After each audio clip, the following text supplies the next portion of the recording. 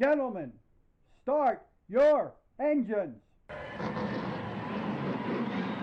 Welcome to the 3.5. I'm Seth Sharp alongside of my brother, Sutton Sharp. Today we're going to be reviewing the 1987 Miller High Life 500 from Pocono International Raceway in 3.5 minutes. Richard Petty, who was still nursing some broken ribs suffered in the previous weekend's race at Dover, called on Joe Ruttman to relieve him in the famed number 43. Petty was to start the event and eventually climb out and let Ruttman finish the event. Surprisingly, Petty stepping out of his car was not even near the biggest news of the weekend. Tim Richmond returned to the Winston Cup circuit for the first time in a points-paying event in 1987. He had completed multiple test sessions and also finished third in the Winston, which had prepared him for the full 500 miles at Pocono. Richmond drove his familiar number 25 Folgers Chevrolet, while Benny Parsons continued in the number 35 car. Richmond still managed to enter the race as somewhat of a favorite, as he won the last two races he entered at Pocono.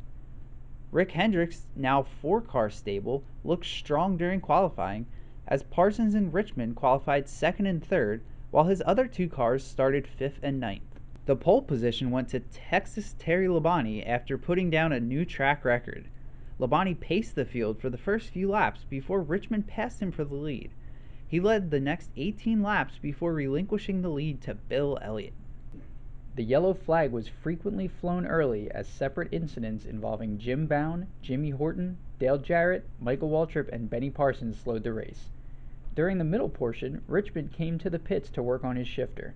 When all was said and done, Richmond left the pits a lap down, seemingly ending his chances for a three-peat at Pocono. The incident involving Richmond's teammate Parsons allowed Richmond to make up his lost lap. Richmond was on a mission the following restart, charging through the field, and in less than 5 laps was back in the top 5. The yellow flag waved yet again, which turned out to be a blessing for Richmond. The crew worked on his transmission under yellow, sending him back out in second behind Dale Earnhardt. The driver blazed past Earnhardt after the restart and checked out. He led the final 47 laps, capping off his triumphant return in victory lane. Bill Elliott finished second, while Kyle Petty, Cale Yarborough, and Earnhardt rounded out the top 5. Bobby Allison finished 6th, Ricky Rudd was 7th, Neil Bonnet was 8th, Jeff Bodine was 9th, and Buddy Baker was 10th. Joe Ruttman crashed late in the race in the 43 for Richard Petty, coming home in 29th. Other notables at the back of the field included pole sitter Terry Labonte finishing 37th after engine issues, and Rusty Wallace, who finished dead last in 40th.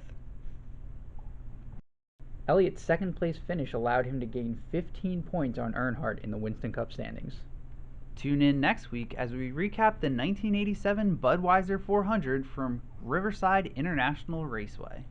Thanks for watching, and please take a moment to subscribe to our page.